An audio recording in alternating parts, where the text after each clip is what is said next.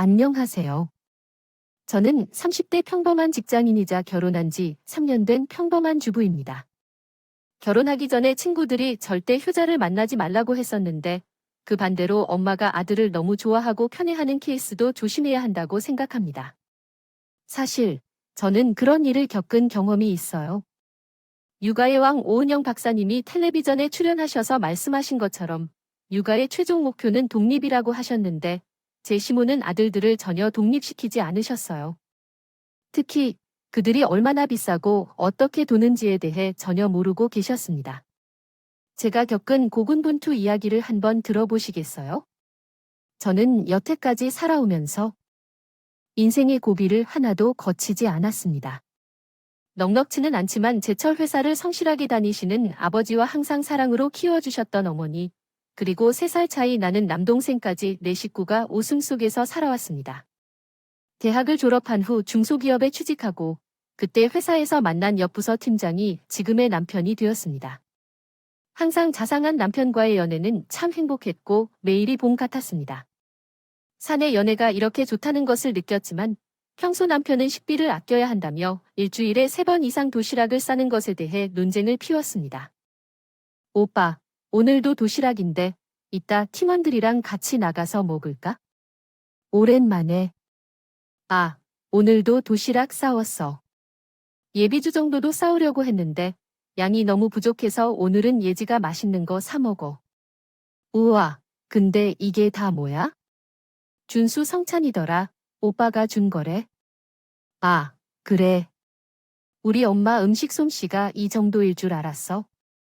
우와, 우와, 대박인데. 소불고기. 어머, 이거 게장이야.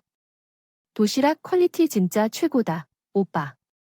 팀이랑 우리 시간이 달라서 매번 이 도시락을 못 봤어. 매번 오빠가 이렇게 멋지게 먹고 있었어.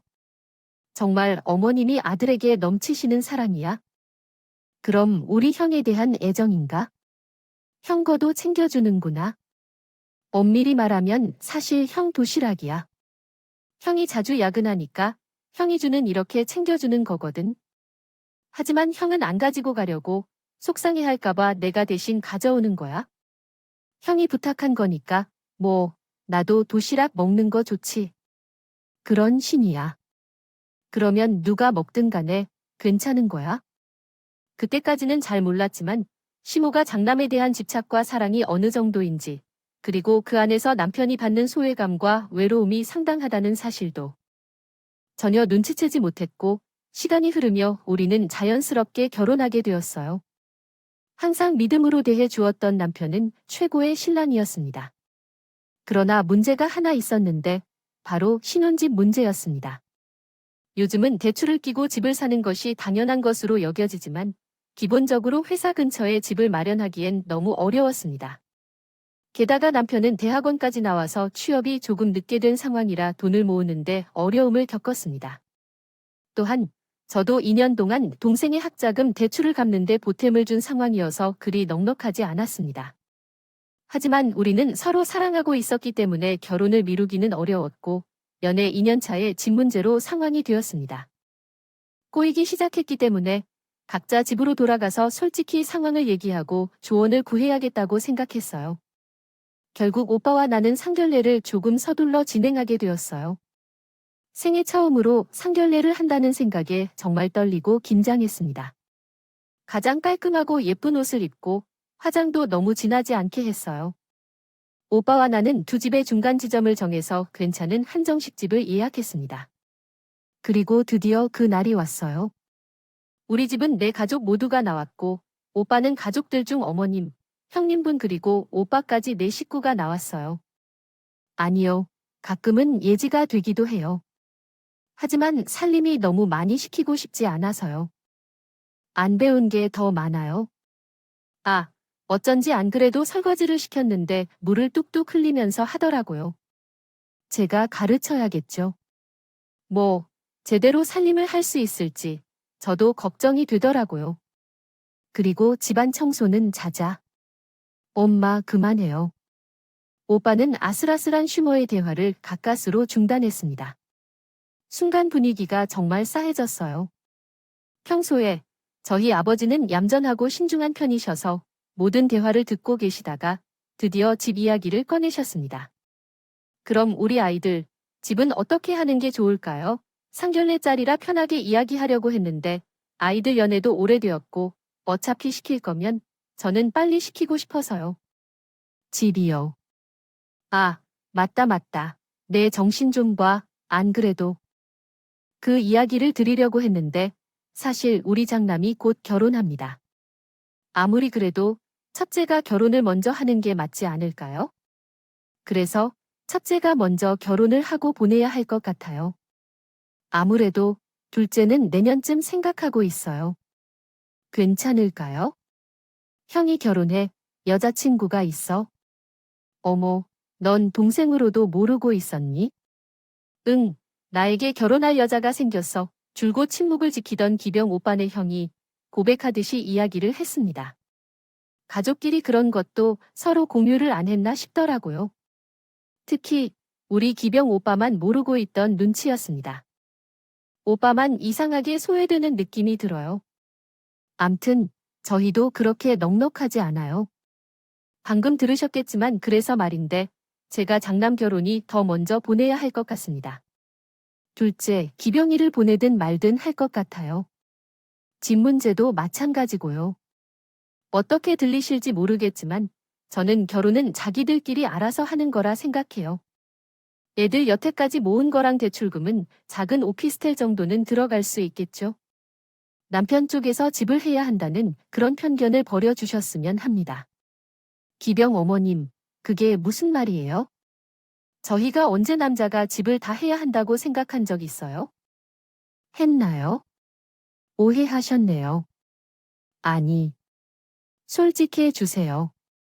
다 말은 그렇게 하시면서 야적적 집에서는 이것저것 하라는 게 많더라고요. 우리 장남은 그나마 대기업 다니니까 대출이 잘 나와요. 그래서 알아서들 잘 알 거니 걱정이 없는데 둘째 녀석은 제가 감당하기는 어려울 것 같아서요.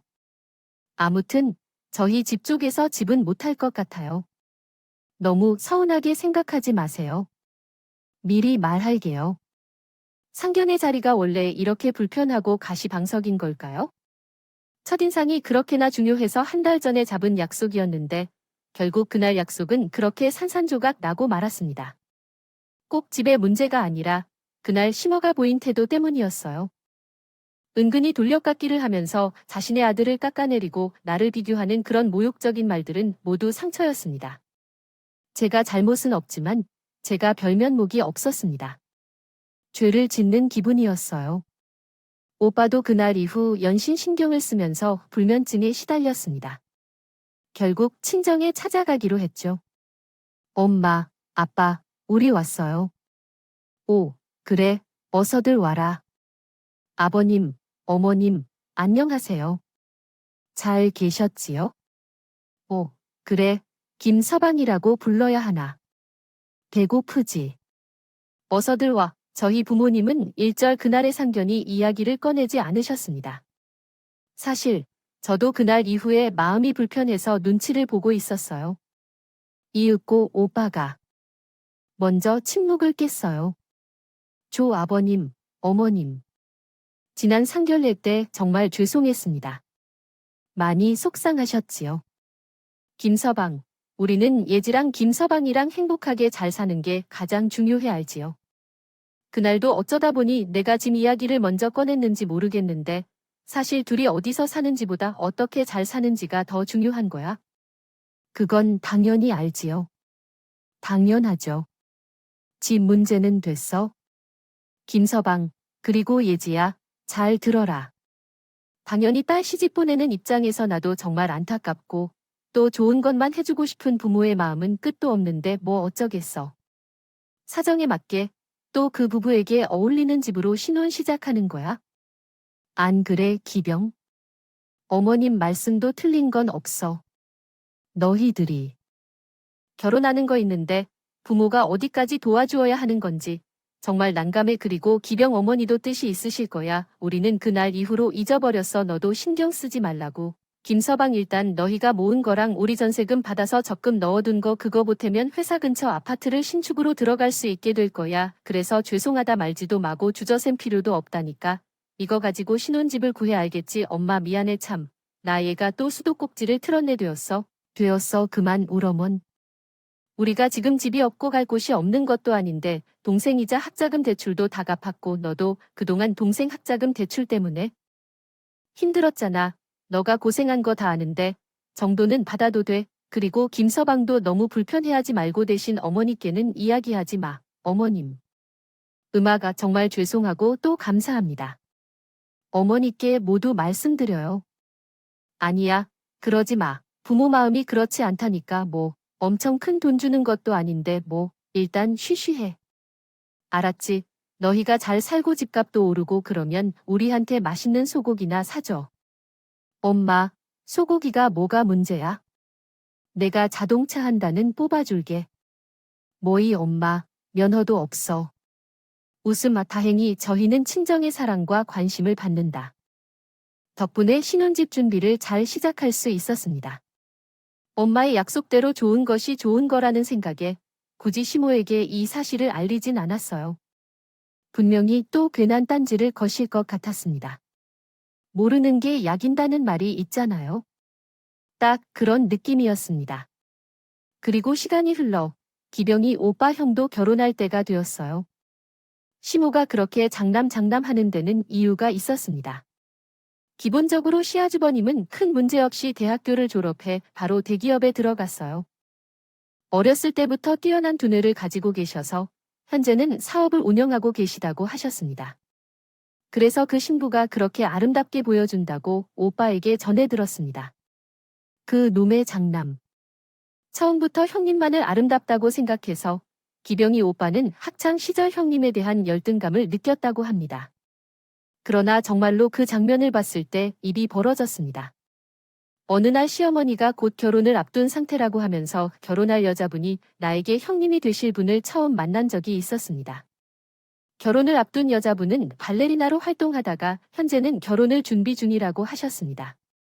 새초롱한 외모를 가진 여자분이었는데 누구든 봐도 서울 깍쟁이처럼 생겼더라고요. 안녕하세요.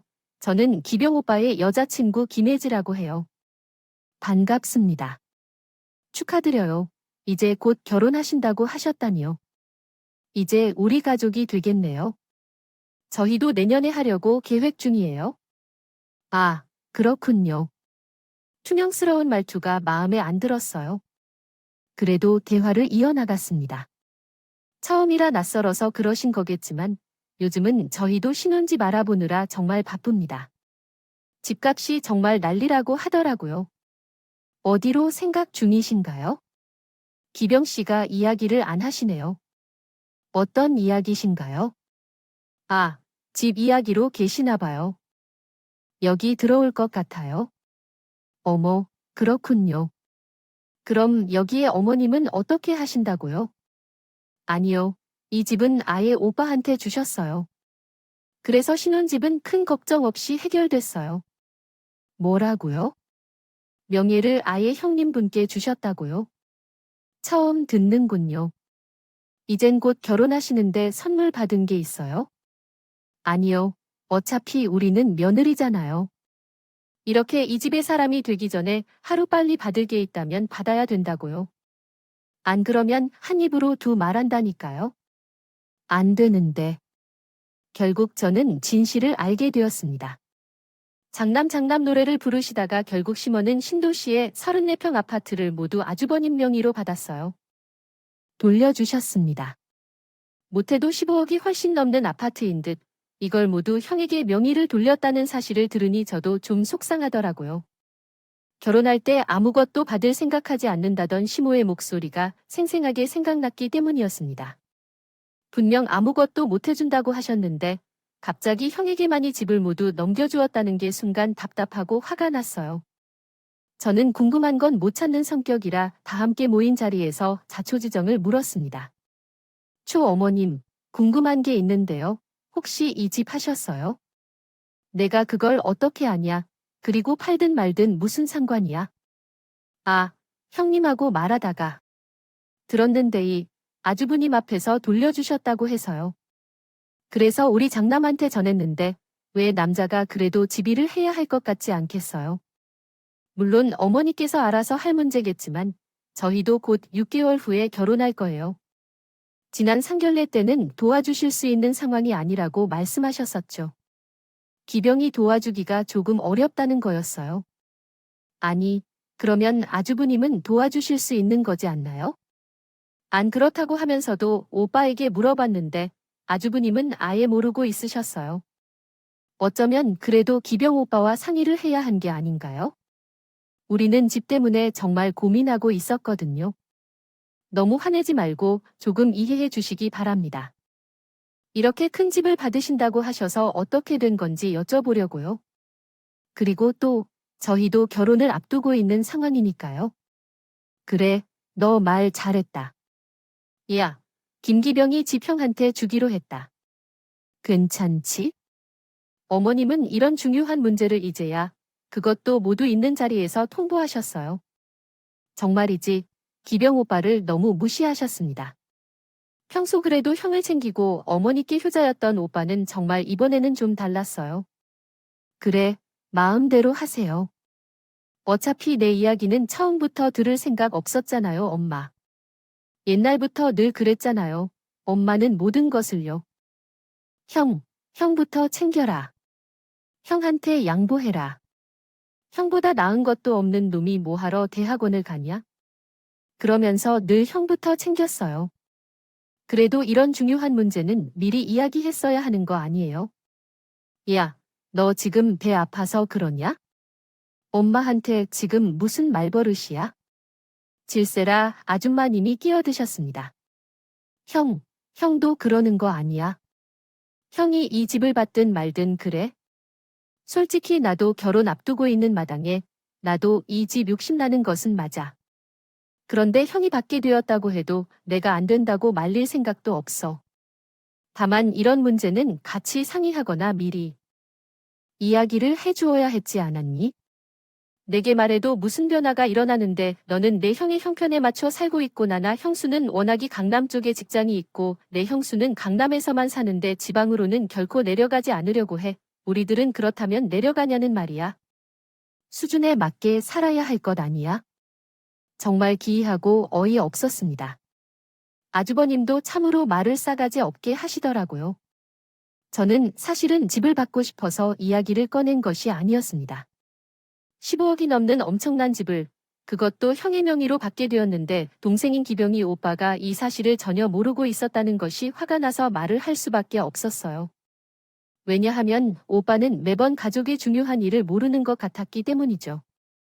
같았던 저도 이 부분을 이야기해야 한다고 생각했어요.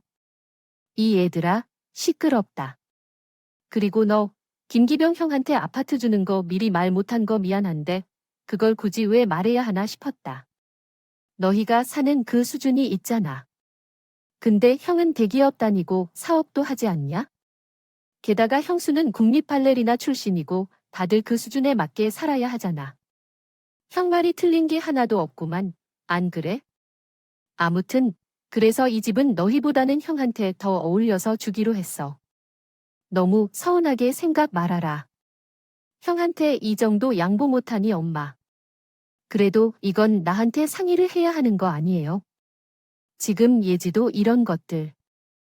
이야기를 이렇게 전해 들으면 기분 나쁘지 않겠어요? 참, 그걸 얘한테 뭘 이야기를 하고 앉았니? 그리고 전 애들은 뭐다 그리고 나 어차피 여기서 같이 살 거야. 그냥 준 게 아니라 같이 사는 조건이었다고. 예지, 너 나랑 같이 살 거야 그럴 수 있어? 아, 그건 거봐. 이래서 내가 장난치는 거야?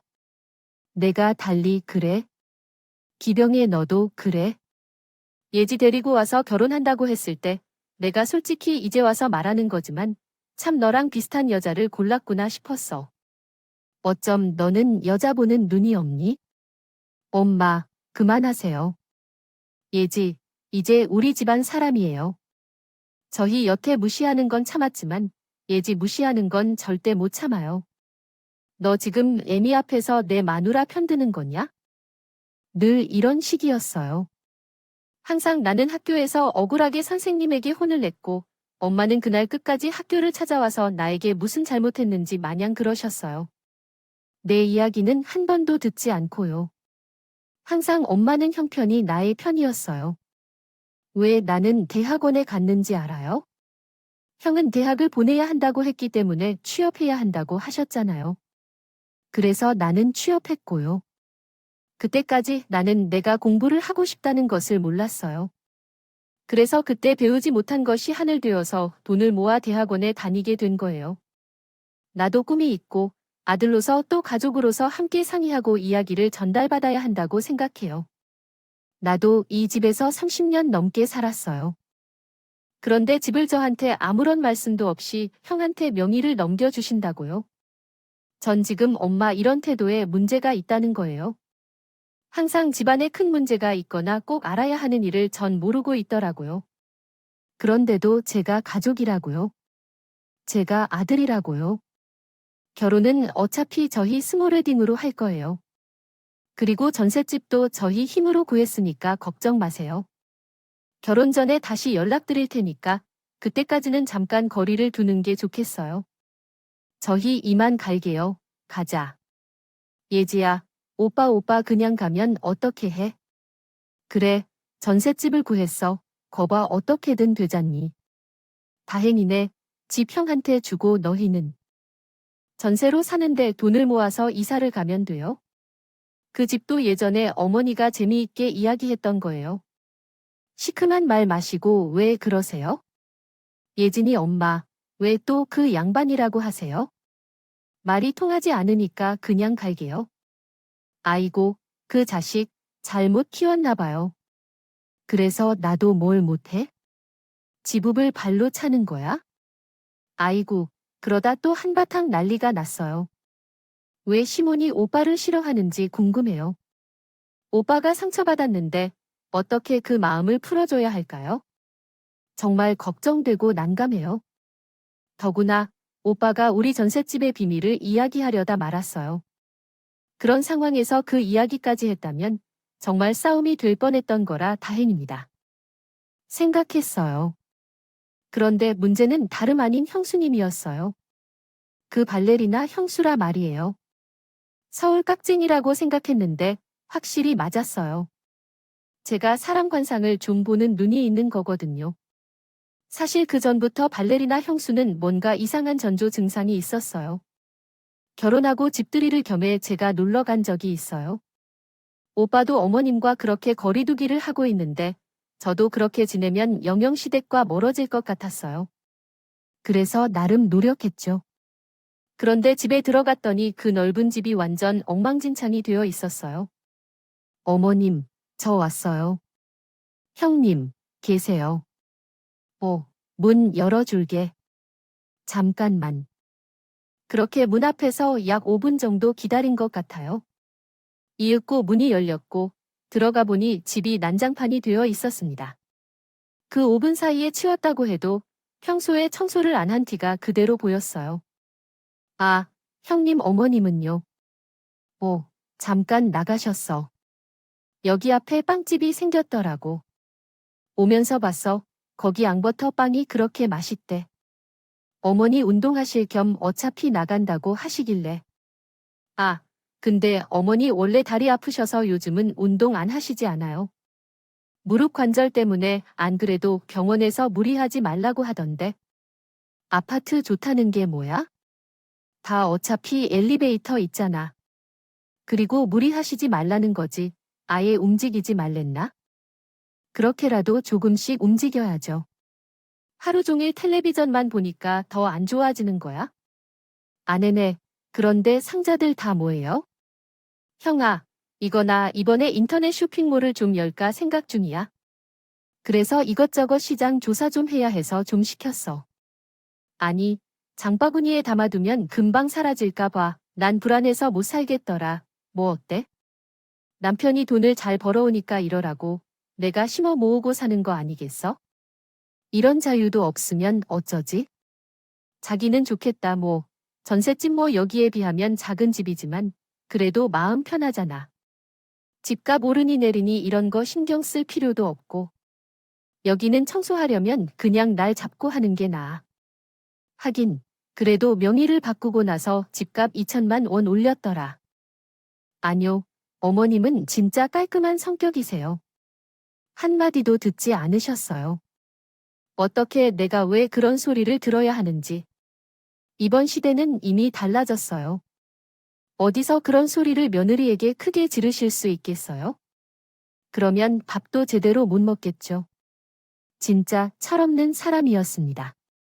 발레리나는 해가 지고 들어갈 때까지 모든 행동이 굉장히 단정하고 세련되어 보였지만 실제로는 집에서 지내는 모습은 모두 거짓일 뿐이었어요. 이미 70세에 다가가시는 아버지께서 하는 얘기라고 하니 말이 되겠죠. 결국 어머님은 빵 가방을 들고 다시 들어오셨어요. 왔느냐? 밥은 먹었느냐? 어머님, 안녕하세요. 아버지는 잘 지내고 있나요? 그 애도 잘 지내고 전화 한 번도 없었어요? 오빠도 신경 많이 쓰고 있어요. 제가 날 잡아서 오빠를 데리고 한번 데려다 드릴게요. 자기야, 나 집에 손님이 온다니까 딱 싫은데, 그럼 그날은 나가서 맛있는 걸 먹으러 가자. 외식하자. 예, 기병이가 어떤 손님이냐고. 그리고 지금 내 다리 안 보이냐? 안 그래도 무릎이 힘들은데, 한 달은 꼼짝하지 말라고 했던 거다. 외식은 할 수 있는 데만. 그래서 하루에 매번 시켜 먹고 모두 다 안 먹고 버리고 이제 그만해야겠다 말이 나와서 하는 말이네. 너 이제 택배 배송 그런 것도 좀 줄여라. 어머님, 이건 제 자유예요. 그리고 왜 외식이 문제라고요? 맛있는 음식을 적당한 돈을 내고 편하게 먹는다는데 무슨 문제가 있죠? 요즘 집에서 만들어 먹는 게 더 비용이 들어요. 어머님, 너 결혼한 후 남편한테 따뜻한 밥 한 끼라도 해준 적이 있는지 없는지. 왜 그런 걸 해주나요? 오빠 회사 구내식당이 워낙 유명해서 조식부터 야식까지 풀코스로 호텔처럼 나오는데 왜 굳이 그런 걸 해야 하나요? 오빠와 외식을 좋아해요. 외식을 좋아해요는 무슨 뜻이에요? 지금 이야기는 다르잖아요. 내가 아내가 돼서 남편에게 따뜻한 밥 한 끼를 해달라는 건데 그게 뭔지 모르겠니? 게다가 넌 일도 안 하는데 집에서 왜 그렇게 돈을 쓰는 거야? 쇼핑이나 쇼핑몰을 한다고 그것 알아? 한 지가 벌써 6개월이 넘었어.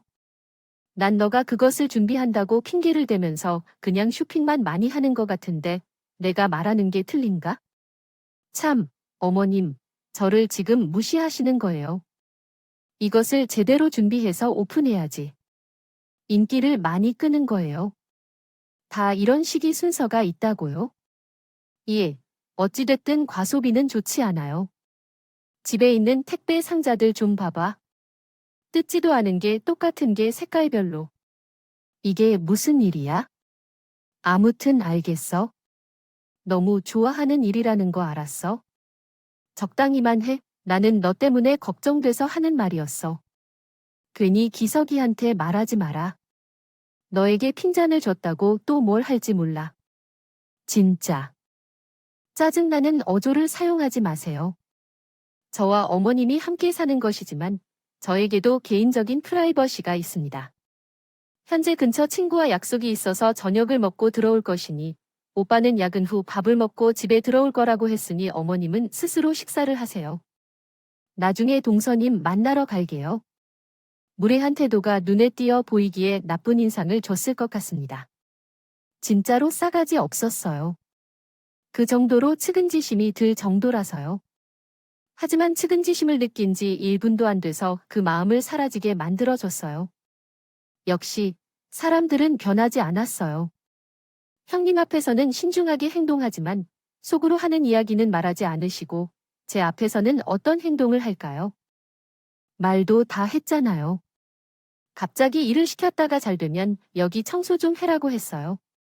집을 청소해 주라고 했지 않은데 그래도 똑같이 잘할 때는 잘해. 아이고, 남편이 사업하니까 너무 바쁘겠지. 발레리나 하다가 집에만 있으니 얼마나 답답하겠어. 너는 그래도 직장 다니면서 돈도 벌고 마음의 여유는 있잖아? 아참, 화장실 청소는 내가 잘 못하거든. 매번 나가다 이제 못해. 온 김에 화장실도 싹 청소해주고 가, 알겠지? 아니, 어머님, 저 지금 여기 청소하러 온 건 아닙니다. 그럼 뭐라고 왔어요? 기병이 이렇게 하고 너는 죄책감 없이 지금 나 만나러 온 거잖아. 성의는 보여야 너랑 앞으로 관계를 맺지 않겠냐. 기병이도 기병이인데 너도 너다. 자고로 집안의 여자가 잘 들어와야 한다는 게 맞아. 기병이가 좀 못 나가는 건 있었지만 이 정도는 아니었어. 너가 남자 관리를 어떻게 했길래 그러냐? 뭘 그렇게 애를 홀려서 그 모양이 된 거냐? 어머니, 뭘 홀려요? 그리고 이 집은 엄연히 형님 집이잖아요. 제가 집안일까지 다 할 의무가 없다고 봐요. 야, 너 진짜 이럴 거야? 야, 내가 좋은 게 좋은 거라고 넘어가려고 했는데 안 되겠다. 너 진짜 이 집 창남한테 주길 천만다행이지. 너네한테 줬으면 난 내쫓았을 거야. 그래요. 그렇게 된 거겠죠? 어머니, 저도 입장 가보겠습니다. 더 이상 말이 안 통해서요. 저희 결혼이 3개월 남았어요. 준비를 열심히 하고 있으니까 그 날을 기대할게요. 아이고, 나도 너의 얼굴을 보니까 숨이 턱턱 막힌다고 해야 할까요? 그렇게 또 신속한 거리두기가 시작되었습니다. 이번에는 저도 거리두기를 하느라 할 수밖에 없었어요. 그냥 모든 게 참담했어요. 내가 무슨 잘못한 것도 아닌데 왜 그리나 싫어하는지 이해할 수 없었습니다. 3개월이 흐르고 결국 그 날이 다가왔어요. 저와 오빠는 사랑하는 마음으로 서로를 믿고 있습니다. 결혼을 결심했습니다. 시무가 참 특별하고 마음에는 안 들었지만 오빠를 놓칠 수는 없었어요. 그래서 3개월 후에 우리는 축복 속에서 결혼했습니다. 다행히 시댁 식구들도 미우나 고우나 결혼식에 참석해 주었어요. 또한 스몰 웨딩을 무사히 끝내고 친척들과 함께 식사를 했어요. 코로나 상황이라 가까운 친척들만 남아서 식사를 했죠. 결국 우리 부모님은 시무에게 끝까지 전세집에 돈을 보태주신 일에 대해 말씀하시지 않았습니다. 하지만 식사를 하다 보니 자연스레 그 이야기가 나오고 말았어요. 그리고 이제 우리 예지랑 기병이 하나가 되었습니다. 아이들 집 문제는 걱정하지 마시고 우리 예지 이쁘게만 해주세요. 부족하다면 착하게 알려주시면 잘 따라갈 거예요. 아이들 집이라면 전 걱정 안 해요. 알아서 잘 할 거예요. 아파트 거기 들어간다고 하던데 맞아요? 성도 쪽에 아파트리라고 해서 요즘 잘 되어 있어요. 거기 알아보느라 정말 고생했죠? 어머, 거기 유명한데요. 기병아, 너 거기로 들어가는 거야? 왜 말 안 했어? 고기가 비싸서 어떻게 거기 가게 된 거야? 엄마, 걱정하지 마. 우리가 잘 해결했어. 이상한데, 거기 못해도 5억이야. 너의 사정 내가 뻔히 하는데, 너는 중소기업 다녀서 대출 아무리 땡겨도 모자랄 텐데, 어떻게 그 집을 마련했대 너희? 로또라도 했냐? 사부인, 저희가 약간 도와주었습니다. 날씨가 좋지 않은데 그 정도는 해야죠. 너무 부담스럽게 하지 마세요. 무슨 말이세요? 그리고 이런 일을 저한테 상의도 없이 진행하시면 어떻게 됩니까? 저는 무슨 결혼식 들러리라도 되나요? 우리 아들이 결혼하는데 지금 집값 안 올랐다고 무시하시는 거예요. 게다가 생색내시는 거예요. 저희는 그런 게 아니라 엄마, 그 말을 진짜 쪽팔리게. 뭐, 쪽팔리고.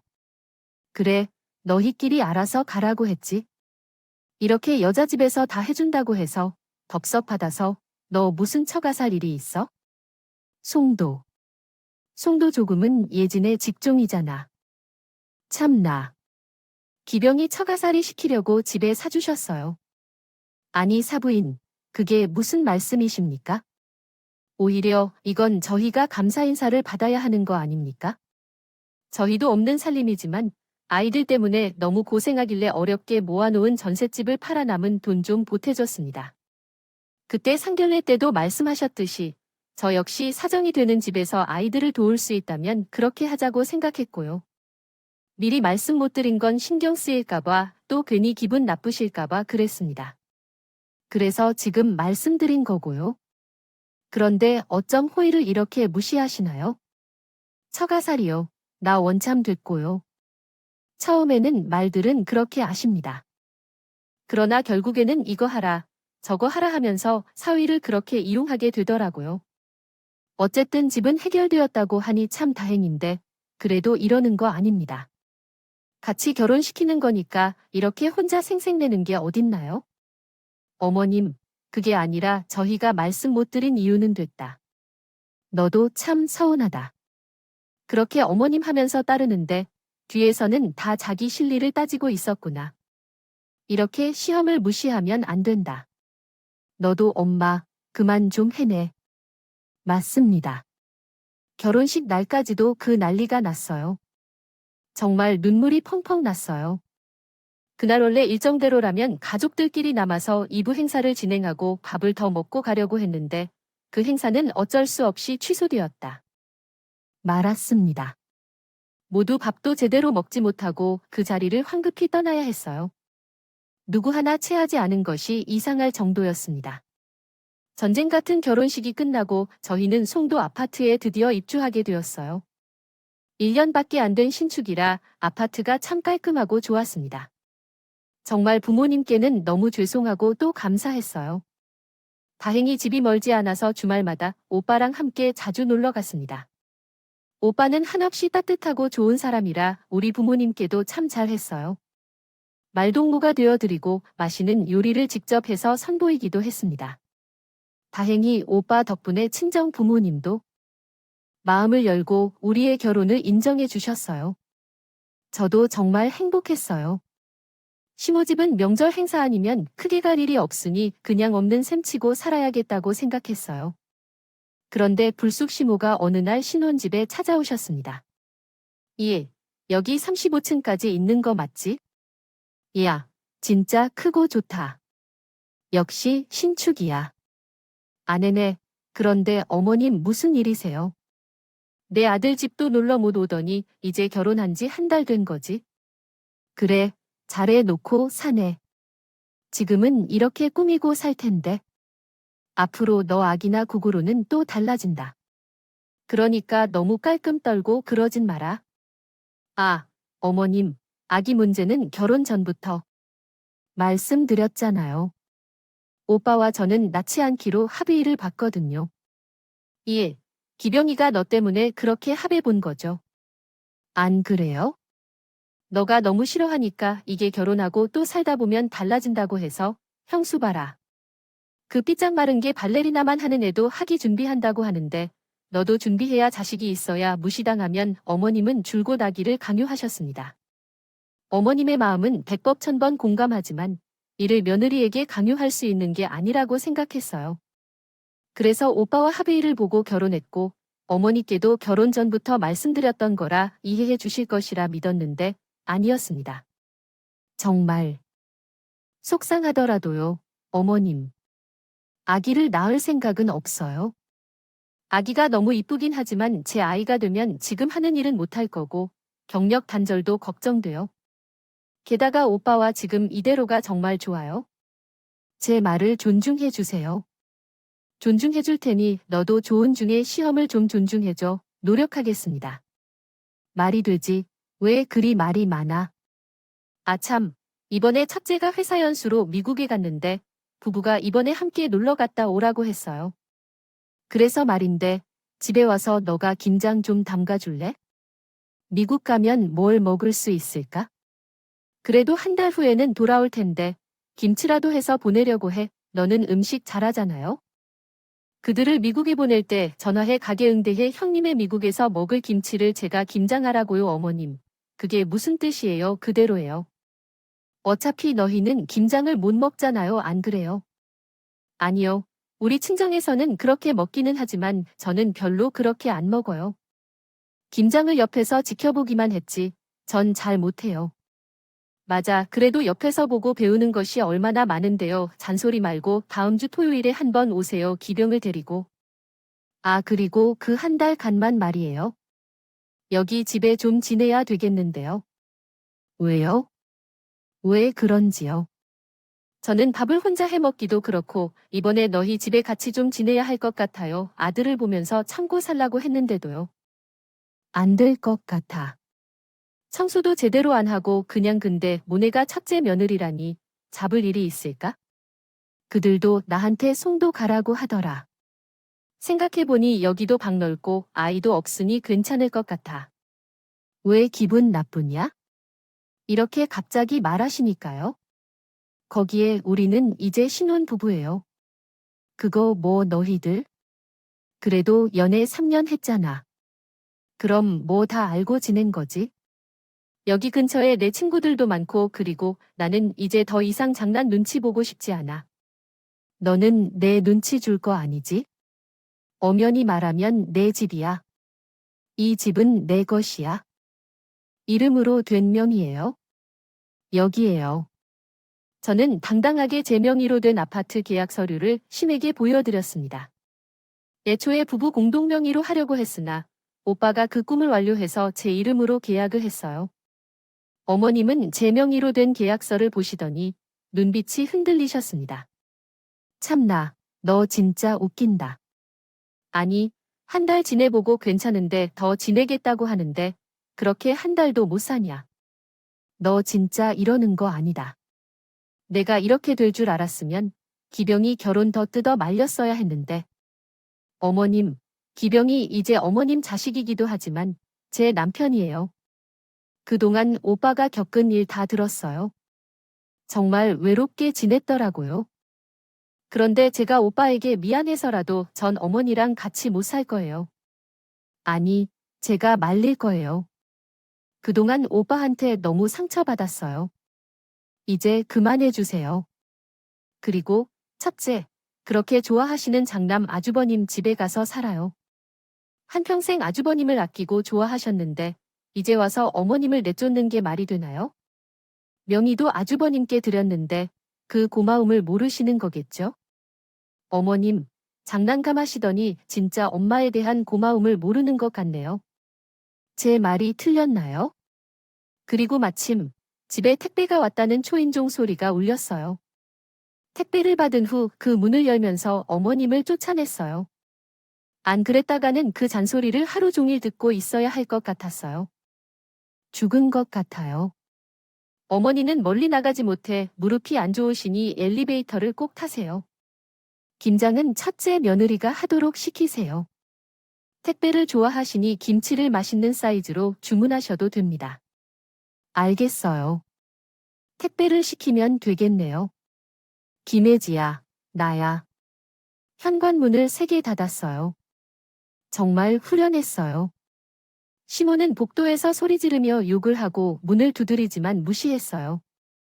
오빠의 받은 서름을 생각하니 눈물이 나오지 않았어요. 그리고 정말 기분이 좋았어요. 그 후에 시몬이 어떻게 되었냐고 물으셨어요. 아버님과 형님은 한 달 후에 미국에서 돌아왔고 시몬은 그 집에서 아주 엄마의 말로 전달을 받았어요. 먹으며 지금도 살고 있습니다. 여전히 발레리나 며느리는 택배를 주구장창 시키고 있고요. 쇼핑몰 오픈은 아직도 강간 무소식입니다. 여러분도 말도 안 되는 이유로 무시받고 상처받은 적이 있나요? 그럼 절대 참지 마세요. 참는다고 해결되는 게 아닙니다. 내가 어떤 상황인지 감정을 말하지 않으면 상대방은 절대 알지 못해요. 시어머니는 그 이후로 가끔 송도 집에 놀러 오세요. 그리고 그날 이후로 자기들이 민망하셨는지 제 눈치를 살피셨습니다. 저는 이제 할 말은 하는 며느리로 이미지를 만들었어요. 옛말에 작은 고추가 밀다라는 말 아시죠? 여러분도 이건 아니다. 부당하다 싶은 건 더 이상 참지 말고 말하세요. 그게 본인을 진짜 사랑하는 방법은 지금까지 제 이야기를 들어주셔서 감사합니다.